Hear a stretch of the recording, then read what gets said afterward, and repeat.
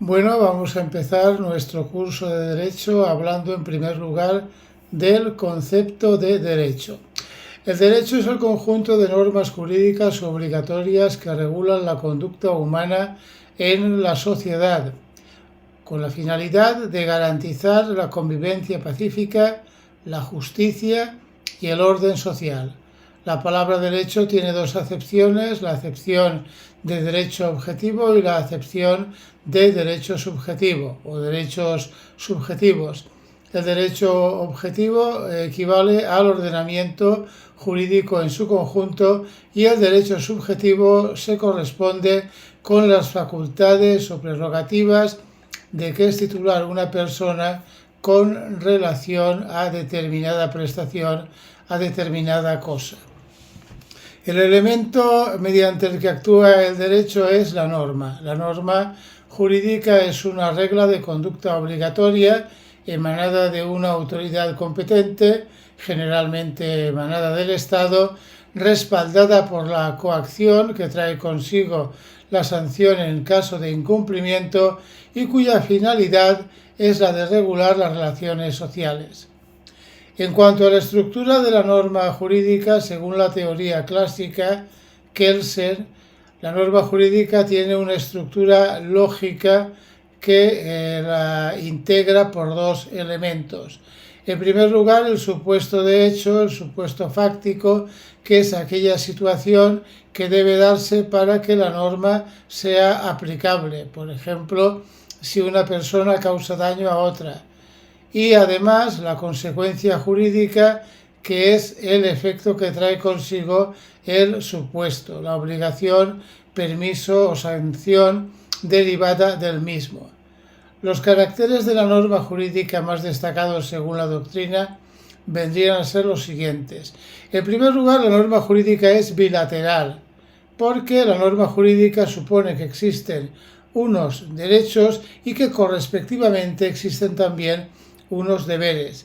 En segundo lugar, la norma es heterónoma, es decir, no procede del sujeto que la aplica, sino que le viene impuesta por una autoridad externa.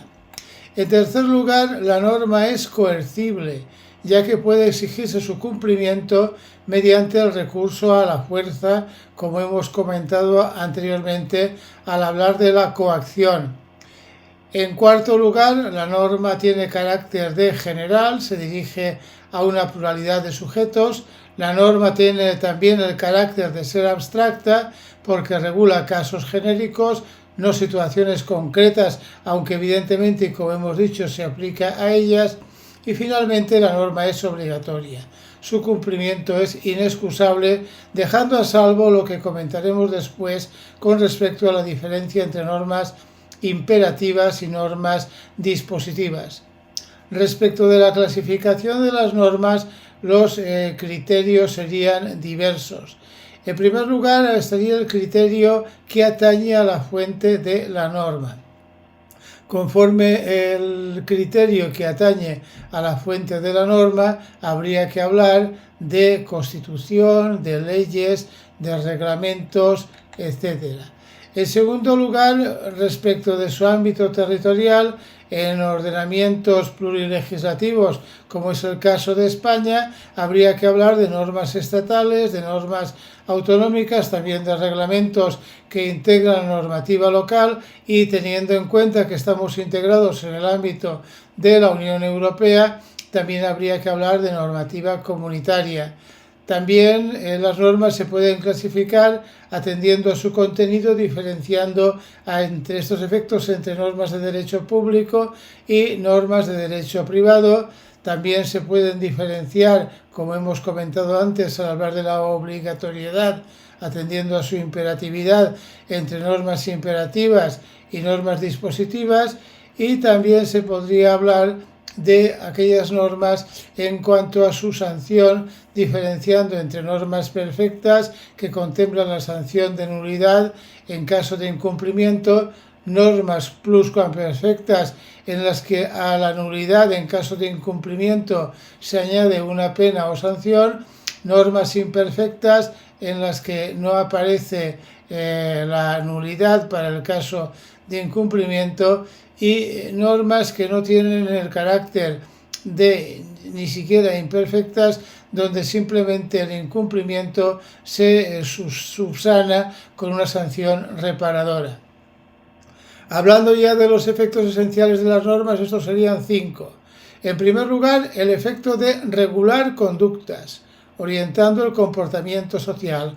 En segundo lugar, las normas crean derechos y correspectivas obligaciones. Estos derechos y estas obligaciones son situaciones jurídicas activas o situaciones jurídicas pasivas. En tercer lugar, las normas sirven para solucionar conflictos, proporcionando criterios para resolver controversias. En cuarto lugar, las normas protegen el orden público, garantizando bienes esenciales como la vida, la propiedad y la libertad. Y finalmente, en cuanto al efecto esencial de las normas, la irretroactividad sería un principio general, y este supone que las normas no se aplican a hechos anteriores a su vigencia, salvo la excepción legal favorable a que se refiere, entre otros puntos, el tercero del artículo 9 de la Constitución española. Respecto de la llamada inexcusabilidad del cumplimiento y el error de derecho, hemos de decir que el cumplimiento de la norma es obligatorio para todos los destinatarios. El principio, la ignorancia no excusa de su cumplimiento, implica que nadie puede alegar el desconocimiento para sacarse de encima la responsabilidad que ello conlleva, conforme contempla el artículo 6, número 1 del Código Civil. Cuestión distinta del incumplimiento o de la ignorancia es el error de derecho.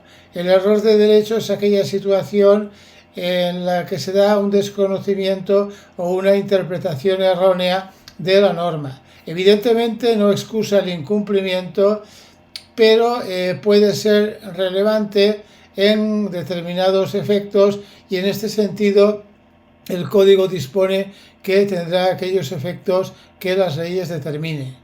Hablando de la exclusión voluntaria de la ley aplicable, hemos de decir que las partes no pueden excluir voluntariamente la aplicación de las normas imperativas de orden público, pero sí que pueden renunciar a determinados puntos que se contraen dentro de las llamadas normas dispositivas. En cuanto a los actos contrarios a la norma imperativa y la norma prohibitiva, en cuanto a la norma imperativa, que es aquella que obliga a hacer o no hacer algo, y la prohibitiva, que es aquella que prohíbe una conducta, diremos que estos efectos serían 3, según contemple el Código, la norma respectiva. Primero, la nulidad absoluta del punto 3 del artículo 6 del Código. Conforme a esta nulidad absoluta, el acto es inválido, de pleno derecho, no produce efectos jurídicos, es imprescriptible y puede ser declarado por oficio por el juez. En cuanto a la ineficacia, la misma no supone la nulidad, supone simplemente que el acto no genera derechos ni obligaciones. Y finalmente, se hablaría de excepciones en ciertos casos en los cuales se mantiene una parte válida, como por ejemplo la conversión del acto nulo o la convalidación del acto anulable. Finalmente, el fraude de ley al que se refiere el artículo 6.4 del Código Civil consiste en utilizar una norma jurídica lícita para eludir la aplicación de una norma imperativa, obteniendo un resultado prohibido por el ordenamiento. Los efectos evidentemente no pueden ser los de aplicar la norma que se pretende invocar mediante el fraude, sino los de aplicar la norma eludida, y así el juez desestima la norma de cobertura aplicando directamente la norma imperativa.